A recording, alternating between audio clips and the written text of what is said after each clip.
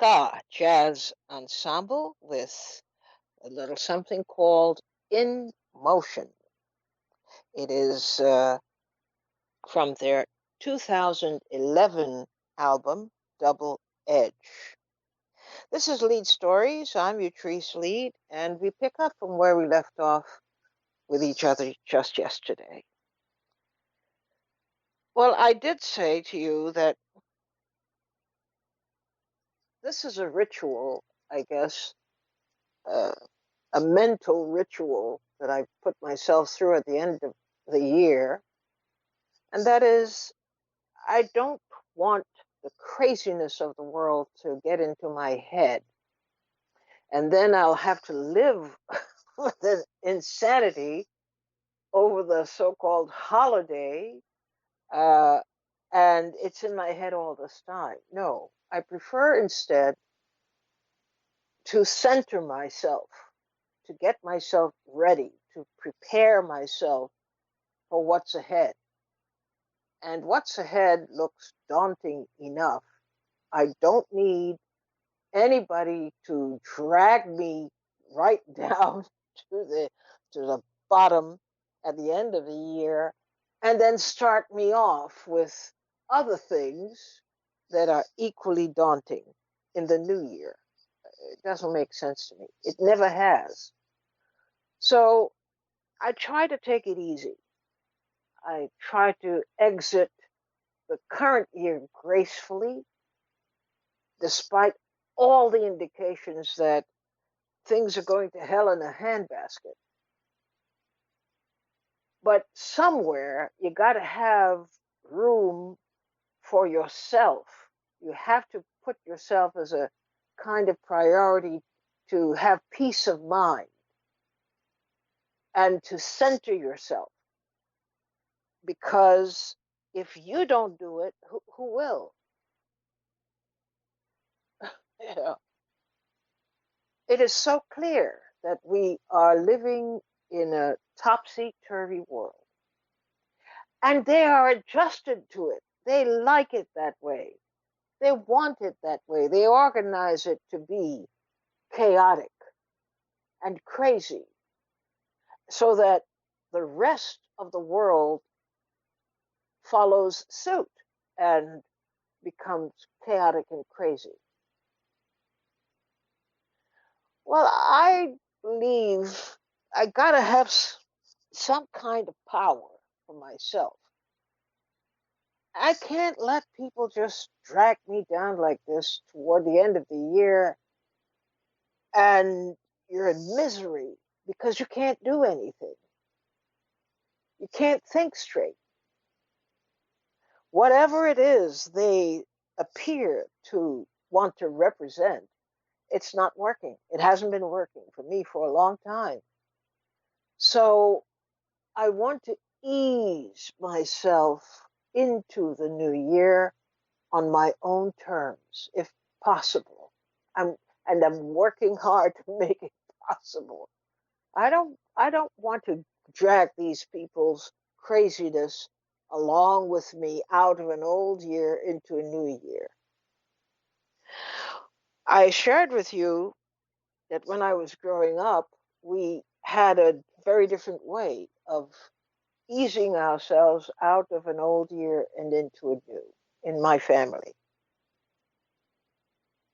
And a large part of it was that we were encouraged literally to get inside ourselves and to settle ourselves, to get ready, because there's going to be a fight, there's going to be a challenge, there's going to be a whole bunch of problems coming your way, and part of maturing is that you have to, at some point, take the initiative to set the timetable for things in the sense that you have to take back from wherever it is that people just crash land in your life and cause you to do this and cause you to do that, cause you to think this and think that. Let it go. Don't begin a new year in such a state of frenzy and confusion. Reclaim yourself. Reclaim your turf. Reclaim your right to be you. And hopefully you can hold on to that idea all through the new year and even beyond it, so that you're nobody's puppet. You're not anybody's sycophant. You're not somebody's acolyte. You can think for yourself. You can reason for yourself. And so it makes no sense to me to end the year, no matter how much they've invested in causing all this drama and confusion. Leave it alone.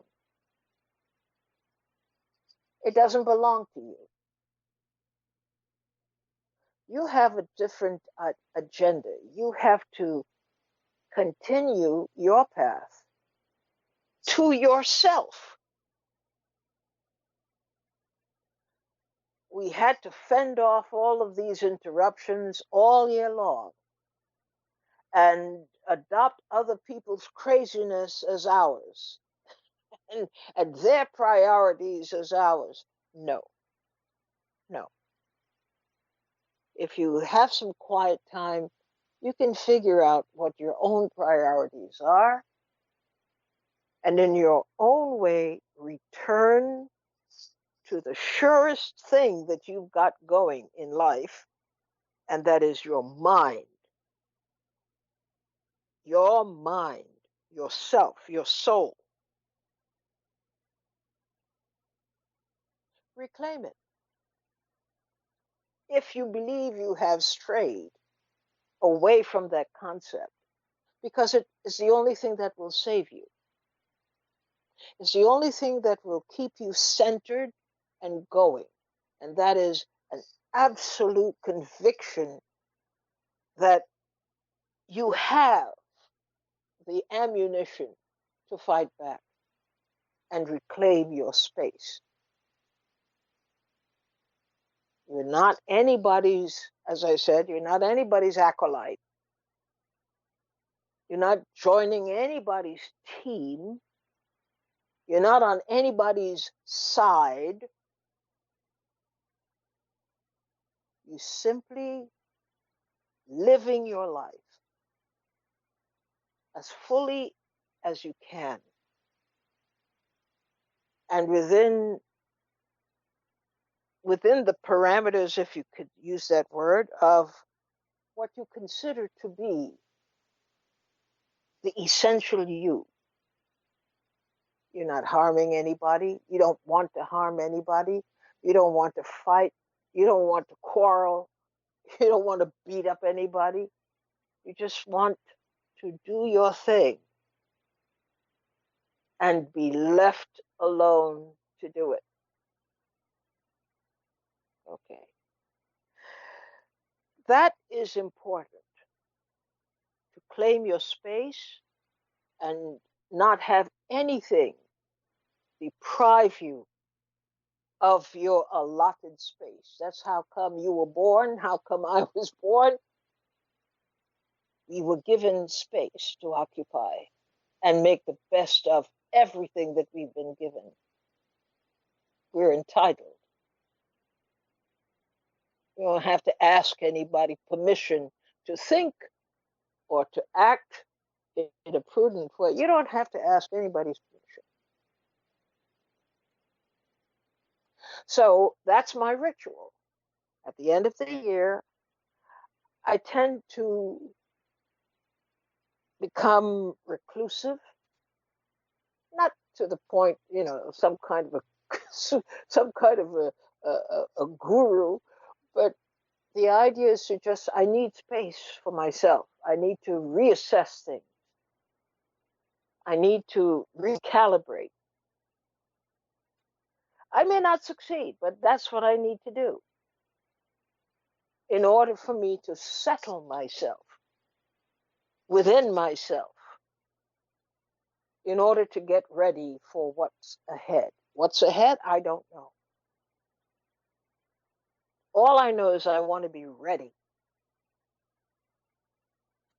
I want to be capable of handling whatever is coming. I can handle it. I want to be reasonable.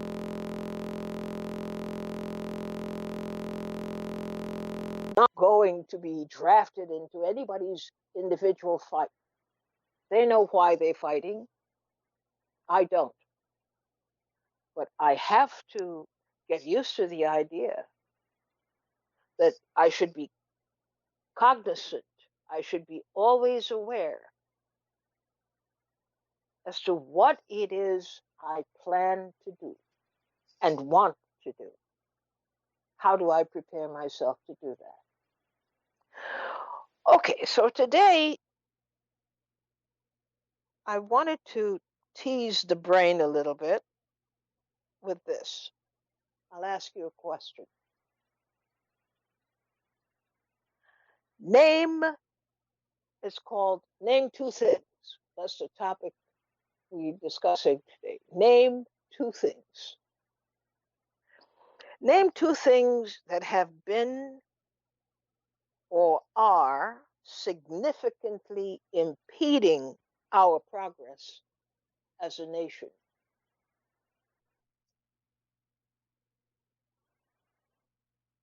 Name two things that have been or are significantly impeding our progress as a nation.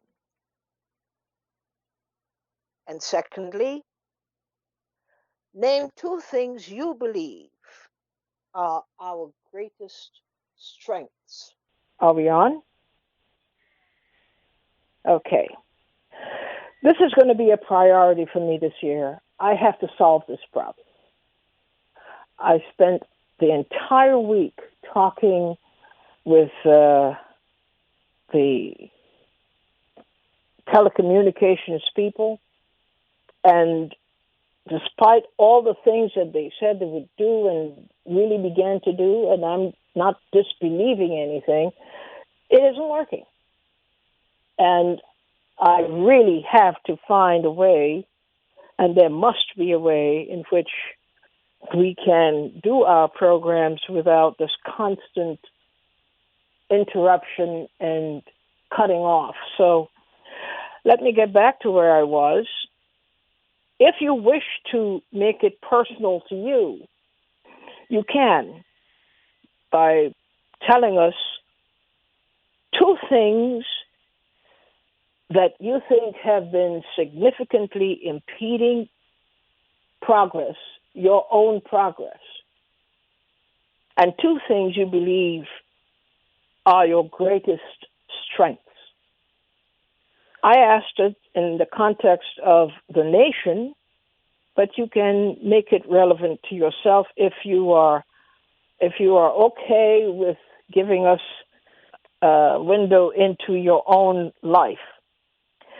888-874-4888 is the number to call.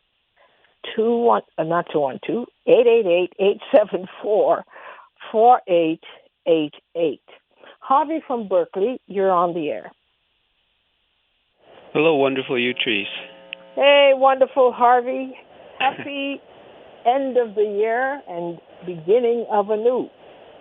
Yes, it is. And I'd like to answer your question. First of all, I want to wish you and your vast listening audience a happy and healthy new year.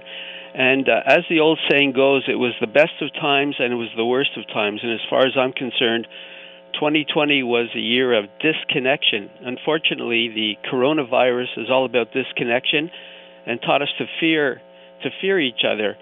We are told to stay safe, and we have to practice social distancing of at least 6 feet, avoid physical contact, and self-incarcerate except for basic necessities, and the list goes on with no end in sight.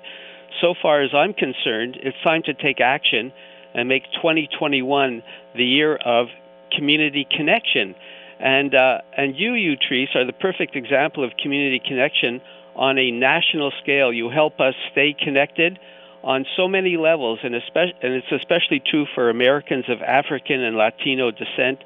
You create community, and in the past, on a local level, there were community bulletin boards that helped people stay informed as to what was happening in their local neighborhoods. And now, thanks to our current computer technology, there's a new and safe way to connect with each other while practicing safe social distancing.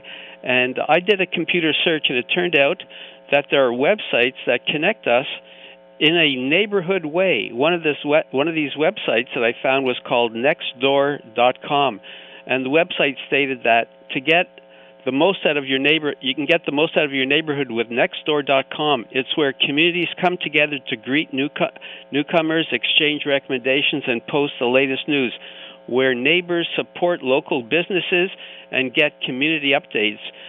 It's a resource that can help us build local community connections, like starting and building community gardens, promoting local education and social programs like cooking, art, music, and dance, as well as exchanging skills, building friendships in our neighborhood. So I say, let's make 2021 the year of community connection, and the web and websites like nextdoor.com is a good place to start. Thank you so much for that helpful hint. 888-874-4888. John from New Jersey, you're on the air. Hi. Hi. You sound good. I'm trying to kid myself. Listen, I tell you, in a word, your broadcasting problem, in a word, is called sabotage. They're sabotaging you. That's what's going on. You could fight against it, but good luck. You're really outnumbered. I was thinking that now, can I give you more than two things that I think will help? I want to give you three. I want to say Joe Biden, his first act of governance should be to pardon Julian Assange, pardon Edward Snowden, pardon what's his name, the young fellow who had a sex change, him, and I think that would show the people of this country that we still have a government that's run by people that aren't insane. But you're not answering the question. Remind me, what was the question again? There you go. The two things you believe are significantly impeding our progress as a nation, and two things you believe are our greatest strengths as a nation. Well, I think I could have answered that a whole lot easier 20 years ago. I don't know if I can answer that today. I think one of the biggest problems that we have in the country today is we are divided. We're divided by race, by sex, by wealth and poverty. These are gigantic problems that I don't know how you can fix. I think they just have to work their way out. You and other people have shows like this. You say, well, we have to organize and get together and stuff like that. And that can't be done because the minute, look at the Black Panthers. They tried to start a party. What did they do? They firebombed them. Their families, everyone. You're dealing with people who have no regard for other people or other people's lives. All they're concerned about is making money. And now, what was the second part of that? Two things you believe are our greatest strengths as a nation. Well, I used to think that our greatest strength was that we believed that we were free. We now don't believe that anymore. No one believes that anymore. This has become a dog-eat-dog country, and it's a shame. It's a shame. This was the only place that had a shot at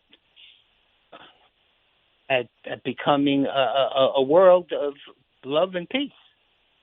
All right. That doesn't seem to happen. I don't think it is going to happen. Thank you for your contribution today. 888-874-4888. You see, it's very hard to really focus in on the question and come up with a response because we're not trained to do that. We're not encouraged to do that anyway. So when something arises and you're forced to say, well, gee, I never thought about that. I never gave this any thought whatsoever. But I'm sure that somehow you have given some thought to it. I can't believe that you haven't. 888-874-4888. Name two things is our discussion today as we close out the year.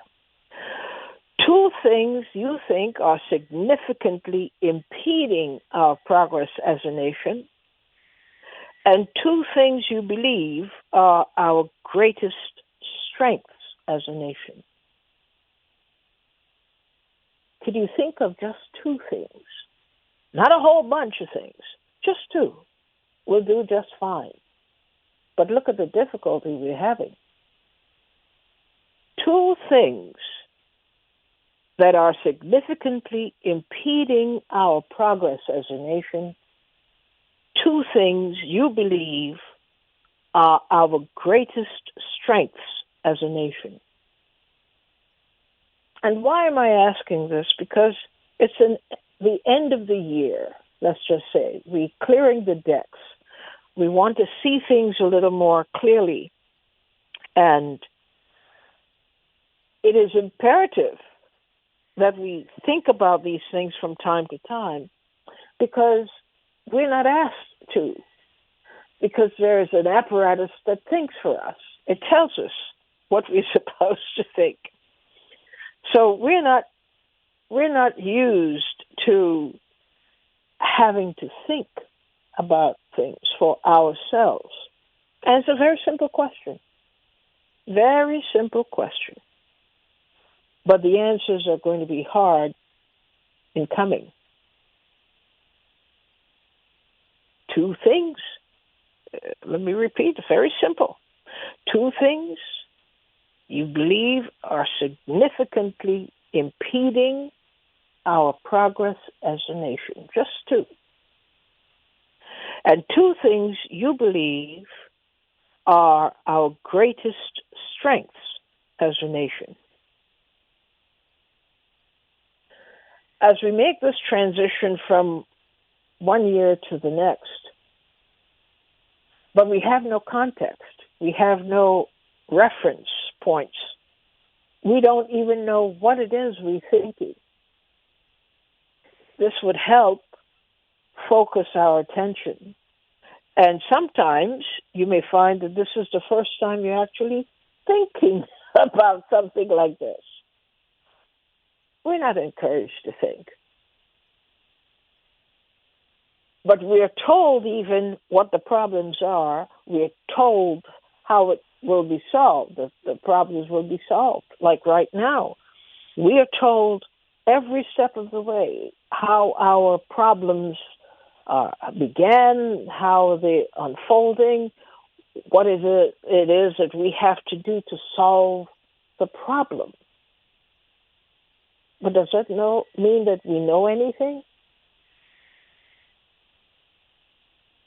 Does it mean that we are making progress when we just told this is what the situation is and this is what you've got to do to help the situation?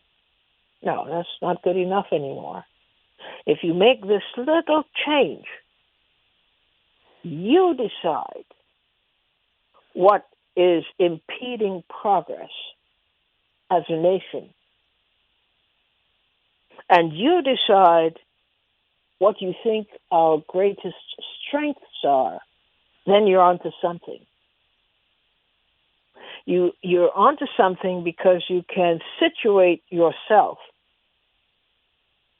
accordingly. You're not somebody who just obeys orders or believes what is said or believes what is being done in your interest. No. You have a mind of your own. You can think. You can read. You can reason. You can come together as communities and exchange views and become more and more enlightened so that you can use yourself differently. You see that? It's not a simple question. It sounds like it, but it isn't. So, could you offer us a little glimpse today into how your mind is working as you respond to these two questions? Very simple questions. Very simple, direct questions.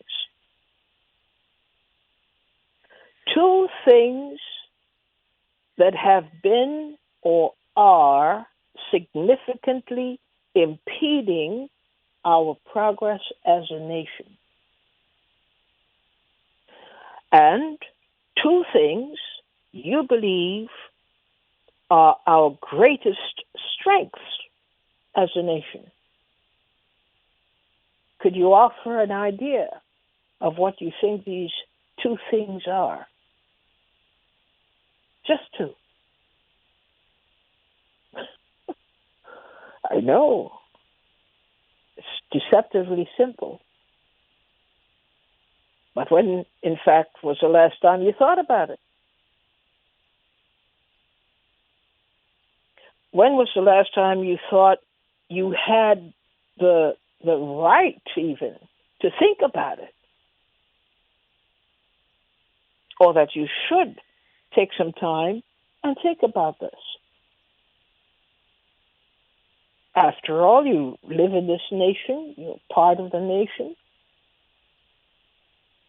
and we're bombarded with information about the nation every single day. What's happening? Who's doing what? What went wrong? What is the next disaster?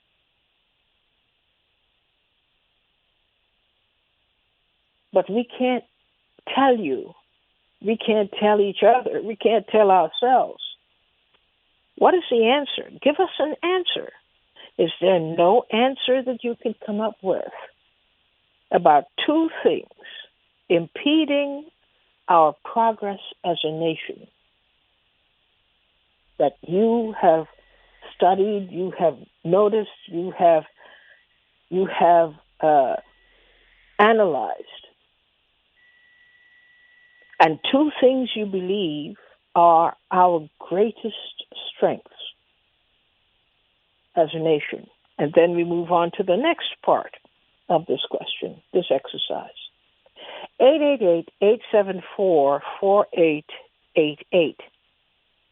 888-874-4888. Ed from Jamaica, you're on the air. Hello, good afternoon, Latrice. How are you? Okay, Ed, how are you doing? All right, this New Year's Eve, a happy and prosperous New Year's to you, or belated New Year's, depending upon where you're at on the globe. I can say good riddance to 2020, and hopefully we won't go deeper down the rabbit hole. Pertaining to your question, two things that I really find impede Americans or as a nation's progress.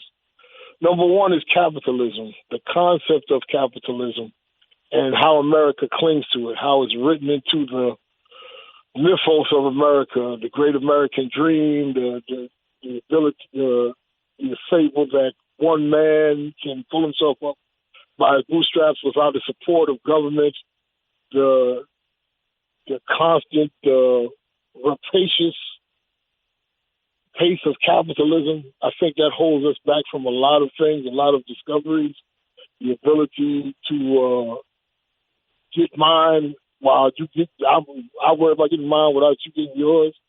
I think that's a very detriment. That economic system is a detriment to this country and the way it clings to it. And I also believe another thing that holds back America as a nation is racism. It's baked into the institution. Even though there are a lot of people of goodwill and good intent, the actual racism is baked into the institutions, like the police, like medical, like in government itself. They're parts and parcel of the American experience that we still really haven't confronted as a nation, i.e. what happened with George Foreman, what happened with Sandra Bland, all of these things that were brought to bear and put a better light on due to the fact that we were in a pandemic and we were shut down. And I believe in that is also America's greatest strength, because we have a young enough population in this country that we can logically change it. We have people, I believe there's a majority of people with good intent. And I believe that their good intent can change the aspect. We're getting more initiatives towards healthcare. We're getting more initiatives towards equity in the workplace, equity in lifestyles. And I believe that's the shining point in America. It needs to be enhanced. But I believe that is one thing that will help us progress. And our openness to ideas. We've got to, people are beginning to see cooperatives. Dr. Richard Wolff, economic professor, he's become a harbinger of the ideas of socialism, of the ideas of cooperative economics. I believe that we're starting to embrace that, and the process is growing. So that's pretty much where I'm coming from. I believe those four things pretty much sum up my opinion of America and the American experience as a whole. Well, I think you hit 100% on every single point that you made. And thank you. Thank you for putting this before us for our own consideration. Thanks a lot. 888-874-4888. You see what happens when you start thinking? Minus the influence of media and the government and whatnot, you could think freely and accurately and correctly for yourself. You don't need anybody to tell you what the problems are. You know what they are.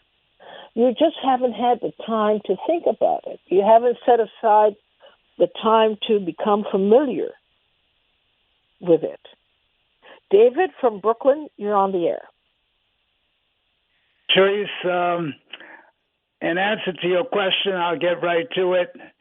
For the first part of the question, strikes me as this.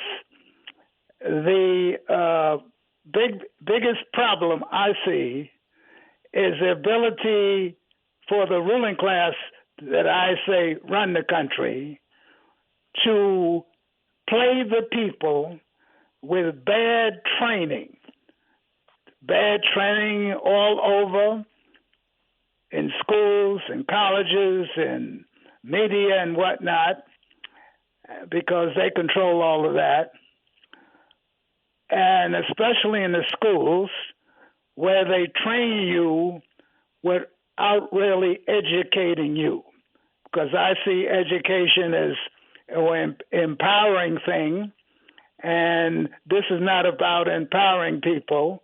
This is about training them, making them useful to people who run things, and without really educating and empowering them for a place that is wonderful to live in as a country. And the second thing is basically the divide and conquer. One of the second ways that holds things back for the masses of people is the divide and conquer. So those are the two things I would put at the top. The good thing Are you hearing me? Yes, I'm hearing you. Okay. All right. The good part is that the landmass that we live on has a lot of resources, a lot of natural resources and whatnot, and they exist here. And the second part of that second section is that we have a relatively important group of people, maybe it's small at this time, who are taking up the mantle for doing what is necessary to make the changes. You know, I think Brother Ed is right about Professor Wolf and whatnot, and there are others, and that's a good thing. So there's 2 and 2, too bad, too good. And that's the way David sees it. Thank you. Thank you very much. I think you're onto something there. Thank you. Bill from Brooklyn. Good What's your perspective afternoon. on the Good question? afternoon, Teresa, and to all in your audience. Thank you. Zach, you're welcome. As we speak, I'm calling from downtown Washington, D.C., a stone's throw from where just in a few days Donald Trump will be departing us. But in terms of two problems. Number one is, I believe, the sense of tribalism that's growing in this nation and has been for a while. People see themselves in separate silos that are distinct from one another and have no relationship to each other. And the motto of E pluribus unum, all for one and one for all, seems to be vacant. So that's one. I think that's very significant. The other is following up on a couple of the callers. I think is related to education, but specifically the lack of understanding about civics in the United States and how that pertains to our daily lives, and how it is truly a responsibility for us to know all of the machinations of our government from the local level all the way up to the national level. This is why we find ourselves in the dilemma we find ourselves in today, with people virtually trying to have a kind of a coup d'etat.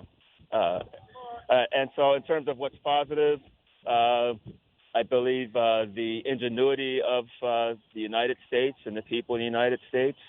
We have impacted the world significantly in many positive ways, and I think there could be a lot more to be accomplished in that regard. And the second thing is the culture that the United States has given to the world, especially from all of the very diverse communities, the Black, the Latino, the Hispanic, Asian, Native American. Our culture is celebrated throughout the world and replicated and copied. So those are some of my thoughts today. Well, thank you. Thank you. Pretty heavy thoughts. Thank you very much. And at some point, we want to go beyond where we are today to find out what do you think could happen if we seized on those things that we believe to be our nation's greatest strengths. How could we implement them and improve the nation as a whole? That's the other question. E from Edgewater, you're on the air. Good afternoon, Yatrice. Hello. Can you hear me okay? Yes, I can. Phone? Very well. I'm showing off with this new phone again. You know, I didn't get one of those smartphones. I got this regular flip phone. I had a really good one for 8 years, an old-time flip phone. And now the new one is not as good as that one. And it's not as loud. The speaker part, it's hard to hear. Anyway, this is what I got stuck with from Verizon. Maybe I should go to another place. But they say that. Well, actually, you're coming through just fine. Okay, everything seems to be good now with it. It had a few things that had to get worked out, and now it seems to be working better. I hope that you're recovering well from the toxic cloud that always seems to be following you. You know, when people devote their lives to educating people, and they have such a big heart to give their life to help people, to educate them, to show them the right way, there's always people out there trying to put a toxic cloud on these people. And I think you're one of them, and I feel bad for that for you, Patrice. Oh, I'm fine. I'm really glad that you're such a strong person that you can deal with it and just brush it off your back, you know, like a water off a duck. Anyway, the two worst impediments, I think, is conditioning, which could be called brainwashing, and our lack of foresight or forethought of doing things before we really think them out, and then we get into a big problem. And my example of that would be asbestos. You know, back in the 40s, they found this rock, and when you heated it up, it opens up, and inside is this material that vermiculates the rock, and the material is the asbestos. Now, they use this. The farmer discovered this, the rancher. He was making coffee, put the rocks around the fire, and then he noticed that these rocks were light, but it's all he had. And when they heated up, they opened up and they split open, and inside was this material that wasn't burning. It would catch fire and then go out. So he brought it to the lab because, you know, he's a rancher. He knows scientists and stuff, and they discovered that this stuff was fireproof, and they started making babies' clothes and cribs and all this stuff out of asbestos, put it around all the pipes, put it in all the big buildings, the elevator shafts of all the buildings in Manhattan. We have asbestos. They put it in baby powder.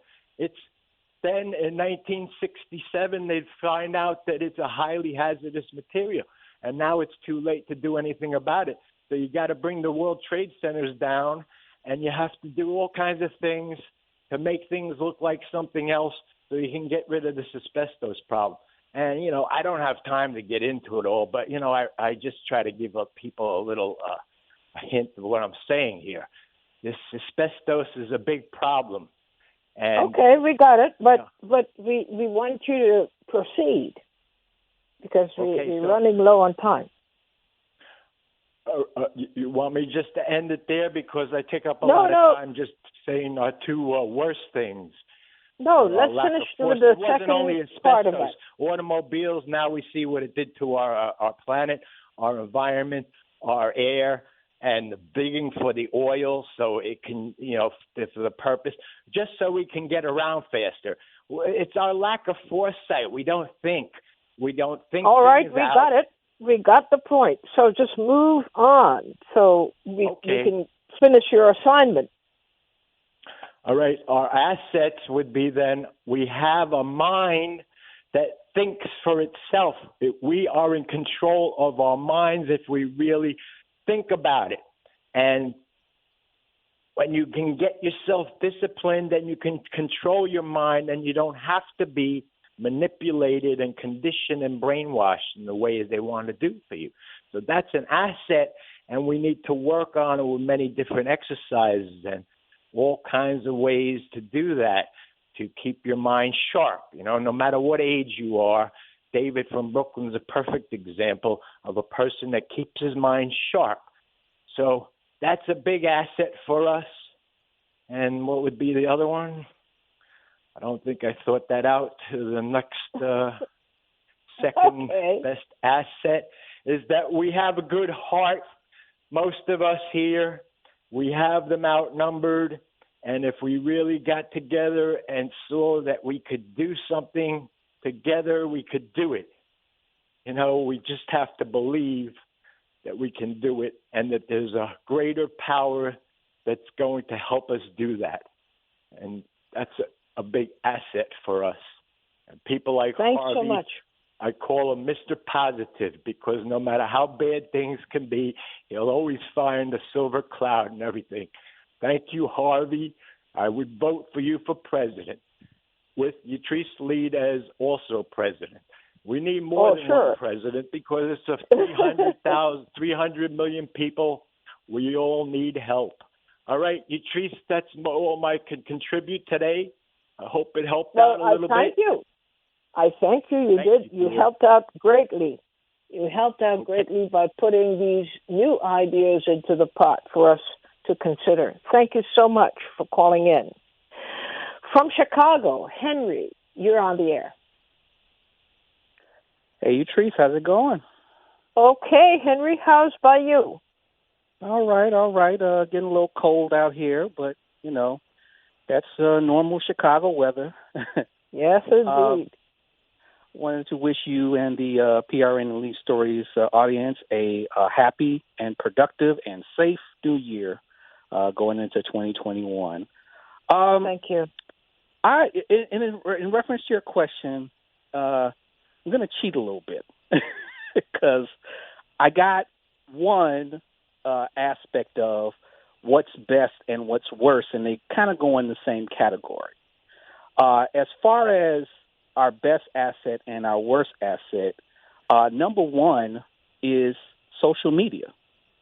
I find it in some respects to be our best asset and in some respects our worst aspect. Because when you're talking about the best aspect of social media, you're able to communicate to, folks across the country without getting on a plane, without getting in a car. Actually, in some aspects, PRN in this show gets reached on social media. I mean, that's how I found you, through social media. So that is probably the best aspect of it. But then you have the worst aspect of social media with disinformation, with the president using social media to a detriment of just nonsense and ratchetness and whatever you want to call it. But social media kind of goes into both categories of the best and worst asset of our nation. In regards to going to the other way, as far as another worse asset of our nation, and I think Ed touched on it, is it's still racism, but that's been kind of like the worst asset of it for a while, for the last 400 plus years, I guess.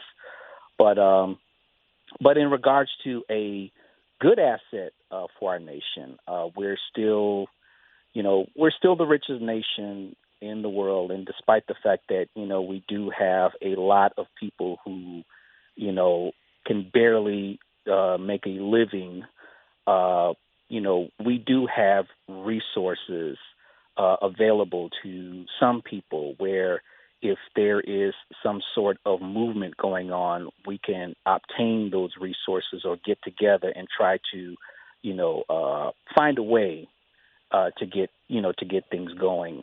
In regards to the last couple of weeks and probably the last 2 months, I've seen a lot of food centers that has been distributing food, and you had talked about it back on Thanksgiving week in regards to the long lines that people are having at these food banks. But the fortunate thing about it, at least around the area that I live at, is they're able to provide food for all those people who are coming to get food, even though the lines are long. Just recently, I just seen a food bank where the line was like about 3 miles long, and then when I drove back there and everybody had food, it was still food left. So, we still have resources and we're still providing. So that still kind of gives me hope with, people who are going without, who are able to get at least something, for the next couple of weeks, despite the fact that, our government is playing around with the stimulus package, and playing with our emotions and heartstrings in regards to how much money they're going to give us. So, Well, thank you. thank you. So, you're welcome. So now we will, in the new year, come back to this because we'll take what you offered today and further explore the dimensions of it. How could these aspects of our country, both good and bad, how do they fit into our daily lives? Do they fit at all?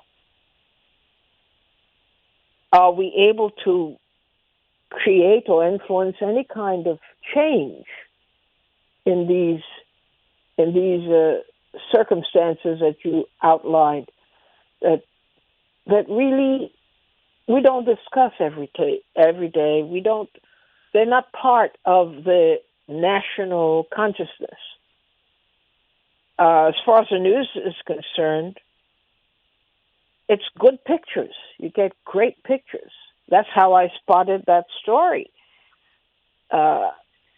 Looking at 3 lanes of traffic each way,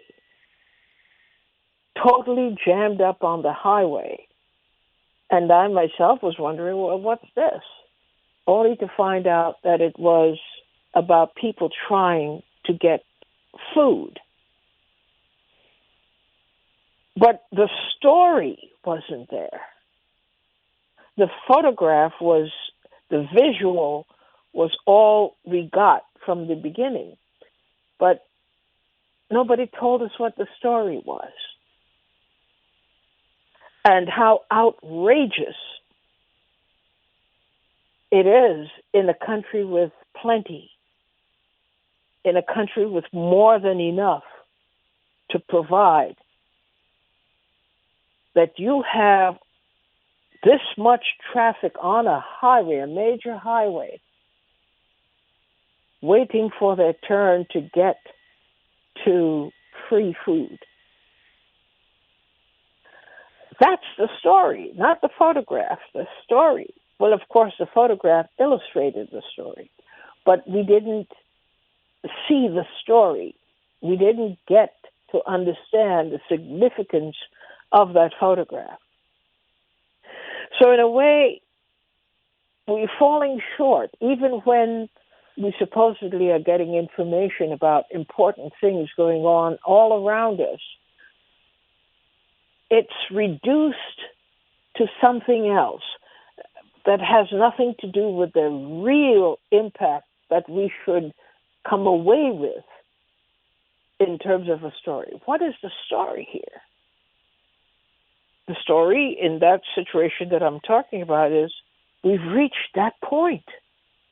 Whoever would have thought that all of this traffic had nothing to do with a major vehicular accident on the highway or some tragedy that occurred, but the fact that people were heading toward a spot where they're distributing free food. In this day and age, in the United States of America, with so much, it almost brought me to tears. Well, I thank you very much for your input today. And as you can see, it's not easy to answer a simple question. What are the most important aspects? What are the greatest challenges? Because we are not encouraged to think about things this way. We are encouraged to just take it day by day, not see a big picture, but see only the little portion of it in front of our faces. And at some point, we will change that. Hopefully, we'll do so in the new year. I want to thank you all for contributing today, and have yourselves a meaningful new year with people who you can bring together around you, and you could be in the midst of them. And we will go on. We will go on. Thank you so much. The very best of everything for you in the new year, and especially your mind. Bye-bye.